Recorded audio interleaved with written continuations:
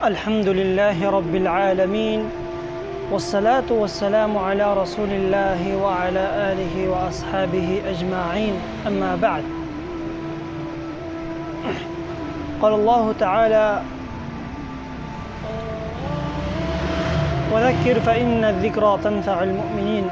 محترم سامعین گرامی، جن ایام کے اندر ابھی ہم گزر رہے، یہ ایام بہت قیمتی والے دن ہے، بہت فضیلت والے ایام ہے کہ جن کے متعلق، جن کے بارے میں اللہ کے رسول صلی اللہ علیہ وسلم نے احادیث مبارکہ میں کثرت سے اور مختلف روایات سے ان کی فضیلت اور ان کی اہمیت بیان فرمایا ہے، اور ان دنوں کے اندر خصوصی اذکار اور ذکر کا بھی تذکرہ کیا ہے کہ لوگ ان دنوں کے اندر خصوصی اللہ رب العالمین کا یاد کرے اور تکبیرات کثرت سے پڑھا کرے۔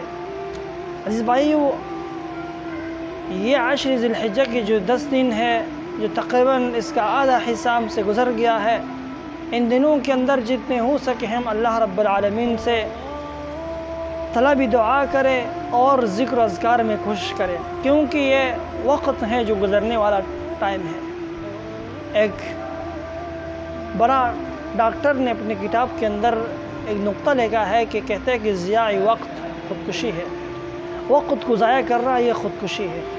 امام شافعی رحمۃ اللہ علیہ فرماتے ہیں کہ وقت جو ہے یہ تلوار کی طرح ہے، یہ سیف القاطع، یہ کاٹنے والے تلوار کی طرح ہے۔ اگر آپ اس وقت کو استعمال کرو تو ٹھیک ہے، اگر استعمال نہ کرو تو آپ کو کاٹ دے گا۔ اور حجاج بن یوسف کا ایک قول تھا جو اس نے کہا ہے کہ وہ وقت، وہ ٹائم جو ایک بار آپ سے گزر گیا، قیامت تک آپ افسوس کرو کہ واپس نہیں آئے گا، وہ نہیں لوٹے گا۔ تو یہ دن ہے جو اللہ رب العالمین نے یہ موقع جو ہمیں فراہم کیا ہے، عمر بھی کم ہے ہمارا اور زندگی بہت قلیل ہے، اس لیے فرمایا کہ اس موقع کو فراہم کرتے ہوئے اس سے بھرپور فائدہ استعمال کریں، اللہ رب العالمین کا ذکر کریں۔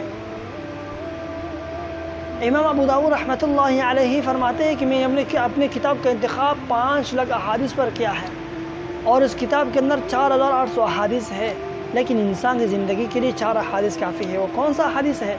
الحلال بین والحرام بین، انما الاعمال بالنیات، من حسن الاسلام المرء ترکه ما لا یعنیہ، لا یؤمن احدکم حتی یحب لاخیہ ما یحب لنفسہ۔ یہ 4 احادیث کہتے ہیں کہ انسان کی زندگی کے لیے کافی ہے۔ میں کہتا ہوں اگر انسان اس 4 احادیث پر غور کرے تو اس کی زندگی بدل جائے گا۔ تو یہ جو ایام گزر رہا ہے یہ تکبیرات کا دن ہے، یہ اللہ رب العالمین کا ذکر کرنے کا دن ہے، خاص کر